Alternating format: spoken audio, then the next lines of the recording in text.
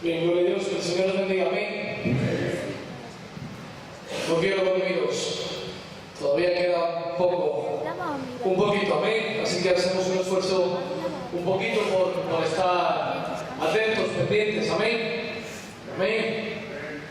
Venga, dice la palabra del Señor en Mateo capítulo 12, verso 43 en adelante. Mateo capítulo 12, verso 43 en adelante.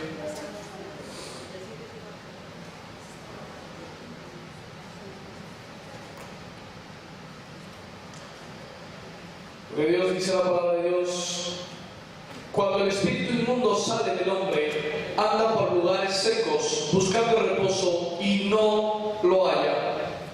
Entonces dice: volveré a mi casa de donde salí, y cuando llega la halla desocupada, barrida y adornada. Entonces va y toma consigo otros 7 espíritus peores que él, y entrados moran allí, y el postrer estado de aquel hombre viene a ser peor que el primero. Así también acontecerá a esta mala generación. El Señor bendiga su palabra. Amén. ¿Qué podemos entender por algo vacío? ¿Qué es algo vacío? No tiene nada, ¿verdad? No hay nada dentro. Una vez me decían en el colegio, dice, ¿qué es aquello que cuanto más le quitas, más grande es? ¿Qué es? A ver, esa mente prodigiosa. Cuanto más le quitas, más grande es. Un agujero. Y los agujeros, cuanto más quitas, pues son más grandes. Y hay mayor vacío, hay más hueco, queda más vacío. Y cuando vienen las vacaciones, por norma general, se suelen deshabitar muchas casas, ¿verdad? Se suelen, algunas, la playa y en zonas costeras o en zonas de turismo se habitan, pero hay otras muchas casas que se deshabitan y que de toda España se van quedando vacías. Cuando uno hace una mudanza y saca todas las cosas de la casa de repente se queda vacía y te da la sensación de más grande, ¿verdad? Uy, qué grande era mi casa. Pero cuando estábamos dentro parecía muy pequeña. Y cuando dejas ese espacio y ese vacío, te da esa sensación de que hay algo más grande. Pero ¿cuál es el problema de todas las casas que se quedan vacías? Y hay tiempo sin que habite nadie en esa casa. ¿Qué suele pasar con esas casas? Que roban, que vienen los ocupas, que fuerzan las puertas, las ventanas y entran dentro. Es lo que vemos todos los días en el telediario y es una premisa constante de lo que pasa en esas casas. Y cuando esa propiedad pues queda abandonada y vacía, vienen ocupas a llenarla. Y espiritualmente tiene todo tiene su simbología, todo tiene su trascendencia. Y quizás esta puede ser la realidad de muchas personas, esa realidad de vacío, de muchas personas y también de muchos creyentes, la realidad del vacío. El vacío, ¿qué le lleva al hombre a ocupar ese vacío? ¿Por qué el hombre se empeña en buscar cosas constantemente que puedan llenar algo dentro? Cuando tienes un vacío hay una sed natural por llenar ese vacío. ¿Qué nos pensamos? ¿Que el vacío de nuestra alma y de nuestro corazón es por casualidad? Dios crea ese vacío. Dios crea ese estado dentro de nuestra alma. Dios crea una necesidad fisiológica y espiritual para que haya una sed. Pero el hombre se empeña en llenarlo de muchas maneras. Y cuando se queda desocupado el corazón, el hombre busca con qué llenar aquello que realmente necesitas que esté lleno. Uno no puede estar con el corazón vacío. Cuando encuentras almas y personas que están con el corazón vacío, ves que hay soledad, que hay amargura, que hay angustia, que no tiene esencia de vida, no hay ganas por vivir. Vidas que están secas, vacías. Y esa puede ser la realidad, como digo, de muchas personas que adornan a veces el caparazón de la vida, el caparazón del corazón, con cierta fachada, pero que a veces queda muy adornado, pero cuando entras dentro de la puerta encuentras que está despoblado, que está vacío. Y quizás en ese abandono se deban por varios motivos. Lógicamente, la carnalidad del hombre nos lleva a esos vacíos dentro de nuestro corazón y de nuestra alma. Pero quizás también pueda ser porque hemos expulsado al mismo Espíritu de Dios que es enviado para morar dentro de nosotros. Pero por nuestra inmoralidad, por nuestro incumplimiento de nuestras instalaciones personales dentro de nuestro corazón, expulsan la misma esencia, la misma presencia del Espíritu de Dios y se queda vacío. Y cuando leemos este versículo, ese vacío está siempre en punto de mira. Hay muchos espíritus mirando los huecos vacíos. Hay muchos ocupas mirando los huecos a donde se tienen que adentrar. No pensemos que eso va a quedar así siempre vacío. Cuando el espíritu inmundo sale del hombre, anda por lugares secos buscando reposo y no lo halla. Entonces dice: volveré a la casa de donde salí. Vuelve a aquel lugar que aparentemente se quedó vacío. Vuelve a aquel lugar a ocupar aquella zona.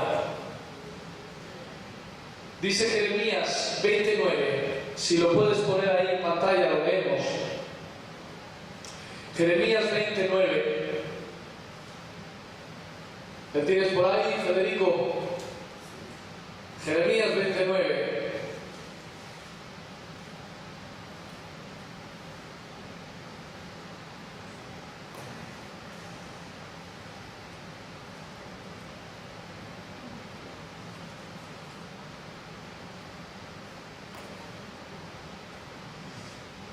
Y dije: no me acordé más de él, ni hablaré más en su nombre. No obstante, había en mi corazón como un fuego ardiente metido en mis huesos. Traté de sufrirlo y no pude. Hay momentos que hay cosas dentro de nuestro interior, porque es algo que espiritualmente Dios crea. Somos cuerpo, alma y espíritu. Y dentro de nuestra alma, dentro de nuestro interior, hay ciertos sentimientos, ciertas necesidades que Dios mismo crea y que a veces no somos capaces ni de sufrirlas, ni de entenderlas, pero están ahí y nos duelen, nos afectan, nos dañan. Y el mismo Jeremías era consciente de que dentro de su corazón había como un fuego ardiente metido en sus huesos. Traté de sufrirlo y no pude. Cuando está la presencia de Dios dentro de nuestro interior, habita, llena todo nuestro ser. Pero cuando la soledad es grande, en gran medida, el dolor de nuestra alma clama y clama y clama, y por norma general lo solemos expresar de una manera amarga, solemos expresar con nuestros gestos, con nuestra manera de pensar, de hablar, de sentir, siempre raíces de amarguras, pocas ganas de vivir, visiones de desesperación, angustias, sufrimientos constantes. Pero dentro de nuestro corazón ni siquiera nosotros a veces llegamos a entender cómo llega a funcionar.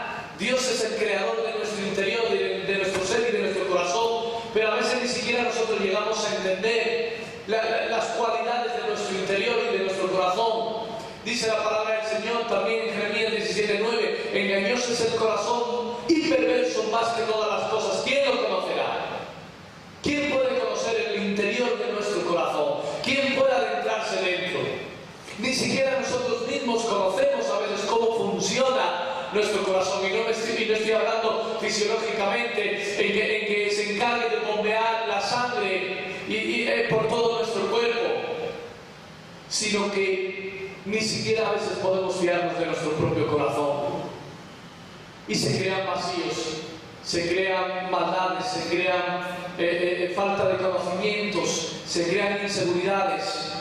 Ni siquiera nosotros mismos sabemos a veces las cosas tan extrañas que ocurren dentro de nuestro corazón. Pero hay algo que está claro: si depositamos las llaves, nuestra confianza y las llaves en aquel que es el perfecto sereno, aquel que pueda adentrarse dentro del corazón, aquel que tiene la llave eterna para adentrarse dentro del corazón, el Espíritu Santo gobernará y tomará control, tomará autoridad de cualquier vacío. Y entonces no estaremos en posesión de un corazón engañoso y perverso, de unas corazonadas que nos lleven a desviarnos de la verdad y a estar en un sufrimiento constante, sino que llegará el sereno perfecto con su llave, entrará dentro de nuestro corazón y a la morada para llenar cualquier vacío y llenarlo con su presencia, de su buena voluntad, de su autoridad. El pueblo de Israel cometió muchísimos errores y muchas veces se quejaba contra Dios, pero muchas de las situaciones que llevaba al pueblo de Israel de estar incluso en queja contra Dios era por la dejadez de sus corazones, porque se endurecía. Hemos escuchado muchas veces que tienes el corazón como una piedra, tío, ni sientes ni padeces. Y a veces decimos unos a otros, es que tienes el corazón más duro que una piedra. Ese endurecimiento nos hace tercos, nos hace crueles, nos hace duros contra la vida misma. Y el pueblo de Israel se endurecía muchas veces su corazón porque estaban vacíos de la presencia de Dios, porque un corazón lleno del amor de Dios, un corazón lleno de la presencia de Dios late vida, pronuncia vida, experimenta vida y manifiesta el fruto de Dios. Amén. Pero si no es así, estaremos constantemente buscando cuadros decorativos para poner dentro de nuestro corazón. Estaremos constantemente viendo cuáles son las tendencias de este mundo para decorar el interior de nuestra vida. A ver qué habla la política, qué habla la sociedad, qué habla el deporte, qué habla las familias en la actualidad, qué habla el modernismo, qué habla esta cultura de hoy en día. Pues bueno, si las tendencias son estas, procuraré estar al nivel de las tendencias actuales. Y al final tendemos a estar poniendo cuadros, marcos y decoración ajena dentro de nuestro ser. No hace falta que lo busquéis, pero en Nehemías nos habla también en parte del pueblo de Israel. Y voy a leer algunos versículos salteados para no entretenernos. Y vemos al pueblo que tiene ciertas actitudes de reverencia y de acercamiento a Dios, pero también ciertas actitudes de volver la espalda a Dios. Dice en Nehemías 9, verso 2: y ya se había apartado la descendencia de Israel de todos los extranjeros, y estando en pie confesaron sus pecados y las iniquidades de sus padres. Y puestos en pie en su lugar, leyeron el libro de la ley de Jehová, su Dios, la cuarta parte del día y la cuarta parte confesaron sus pecados y adoraron a Jehová su Dios. O sea, hay momentos donde el pueblo de Israel se ve con la necesidad de confesar sus maldades y de ponerse a cuentas con Dios. Y le decían, verso 6, tú solo eres Jehová, tú hiciste los cielos y los cielos de los cielos, o sea, el universo, con todo su ejército, la tierra y todo lo que está en ella, los mares y todo lo que hay en ellos. Y tú vivificas todas estas cosas, y los ejércitos de los cielos te adoran. Tú eres, oh Señor, el Dios que escogiste a Abraham y lo sacaste de Ur de los caldeos y lo pusiste con nombre Abraham. Glorifican a Dios, se ve en una manifestación de honra al Señor. Pero luego viene otra vez el vacío de almas que buscan lo natural, lo terrenal. Verso 16: mas ellos, nuestros padres, fueron soberbios y endurecieron su servicio y no escucharon tus mandamientos. No quisieron oír ni se acordaron de tus maravillas que habías hecho con ellos. Antes endurecieron su servicio y en su rebelión pensaron poner el caudillo para volverse a su servidumbre. Pero tú eres Dios que perdonas, clemente y piadoso, tardo para la ira y grande en misericordia para no, porque no los abandonaste. El pueblo de Israel seguía olvidándose de las maravillas de Dios. Muchos se olvidan de quién es Dios. Algunos, aún viendo el milagro de Dios que ha hecho en sus vidas, aún viendo el milagro que Dios ha puesto la oportunidad para cambiar sus vidas, se olvidan de quién es Dios, aunque Dios ha tenido misericordia nuestra. Y enviaste tu buen espíritu para enseñarles, y no retiraste tu maná de su boca, y agua les diste para su sed. Hermanos, ese es el espíritu de Dios, esa es la buena voluntad de Dios, que aunque nosotros estemos perdidos, vacíos, y buscando rellenar con nuestra vida, con cualquier cosa efímera, existencial y superficial de este mundo, Él sigue enviando su espíritu. Pero al final el pueblo de Israel volvió a provocar al Señor, pero te provocaron a ira y se rebelaron contra ti y echaron tu ley tras tus espaldas y mataron a tus profetas que protestaban contra ellos para convertirlos a ti, e hicieron grandes abominaciones. Entonces los entregaste en manos de sus enemigos, los cuales los afligieron. Pero el tiempo de su tribulación clamaron a ti, y tú desde los cielos les oíste según tu gran misericordia. Hermanos, cuando el Señor se hastía de nosotros por nuestra irreverencia, porque está su mano siempre extendida diciendo quiero entrar dentro de tu corazón, y le volvemos la espalda, el Señor se enfada con nosotros y nos deja que hagamos lo que queramos, claro que sí, y vamos perdidos en nuestra concupiscencia y pecados libremente. Pero al final vienen los espíritus, como decíamos antes, que están buscando dónde volver a habitar, y vienen esos espíritus a ocupar esos vacíos. Algunos no entienden por qué nunca sus vidas nunca cambian, porque siguen siendo las mismas año tras año y año tras año y año tras año, y nunca son libertados, porque han estado llenos de vacíos, no han puesto ninguna barricada, ningún fortín, no han cambiado las cerraduras de sus puertas, no han cerrado las ventanas, lo han tenido pues completamente descuidado, y esos vacíos han entrado porque han dicho aquí no hay nadie, esto está vacío, pues entonces vengo a ocupar este lugar.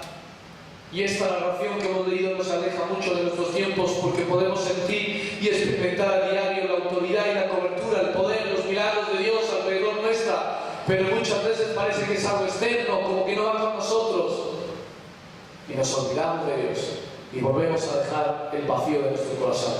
¿Sabes? No es lo mismo ver hoy, dejarse llevar por las cosas que van pasando alrededor nuestra, que conocer realmente la obra de Dios, que experimentar y dar a nuestros corazones al perfecto hacedor. No es lo mismo conocer. Puedes seguir con tu vacío y entender ciertas cosas de la palabra, asistir a la iglesia y pasar tiempo aparentemente cambiando ciertas decoraciones de tu vida, pero solo el perfecto hacedor, el Espíritu de Dios, llenará todos los rincones vacíos de nuestro corazón. Dios en su misericordia tuvo a bien perdonarnos y restaurarnos, y lo hizo multitud de veces con el pueblo de Israel, pero por la tibieza y por el vacío de corazón del pueblo de Israel tenían que estar lidiando con demonios y con reyes opresores, y estaban constantemente en angustia. Algunos no entienden por qué siempre están en angustia, por qué no hay esperanza, por qué siempre están desesperados, por qué hay inquietudes, por qué hay inseguridades, temores, miedos, por qué siempre hay un espíritu de sufrimiento, de enfermedad, de tibieza, de amargura. Y algunos nunca consiguen levantar la cabeza del cielo, están siempre postrados, mirando al suelo, quejándose de sus penas. No se dan cuenta que han abierto las puertas al Hades, que han abierto las puertas de su corazón y han ocupado su vida.